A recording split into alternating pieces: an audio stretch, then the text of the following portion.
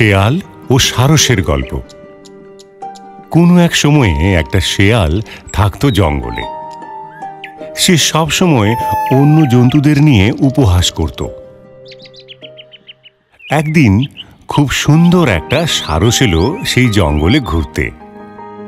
অল্প সময়ের মধ্যেই সারসটা জঙ্গলের অন্য জন্তুদের সাথে খুব ভালো বন্ধুত্ব করে ফেলল। যেই একথা শেয়ালটা জানতে পারল, সে সেই সারসকে খুব হিংসা করতে শুরু করল। শেয়ালটা সারসটাকে জব্দ করার একটা ফন্দি আঁটল। পরের দিন যখন সারসটা একা ছিল, শেয়ালটা আস্তে আস্তে তার কাছে গেল আর খুব ভদ্রভাবে বলল, এই যে বন্ধু, আমি তোমার এই জঙ্গলে ঘুরতে আসার খবর পেয়ে এলাম। আমি তোমাকে কাল দুপুরে খাওয়ার জন্য নেমন্তন্ন করছি। সারস তো খুব খুশি হলো শেয়ালের নিমন্ত্রণ পেয়ে। সে নিমন্ত্রণ গ্রহণও করল।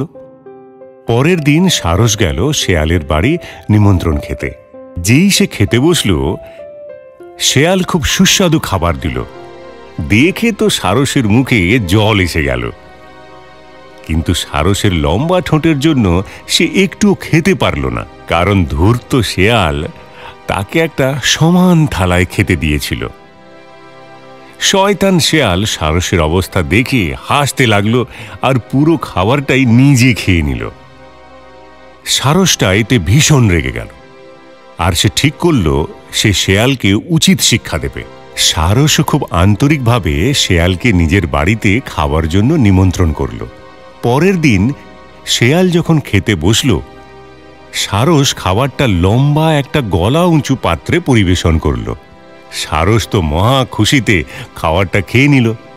ওদিকে ক্ষুধার্ত শেয়াল শুধু সারসকে দেখতে লাগলো কিভাবে সে খাবারটা উপভোগ করছে। এবার শেয়াল বুঝতে পারল অন্যদের নিয়ে শয়তানি করলে সেটা একসময় নিজের কাছেও ফিরে আসে। তখন থেকে শেয়াল ঠিক করল আর কখনো কাউকে নিয়ে উপহাস করবে না। যেমন কর্ম তেমন ফল।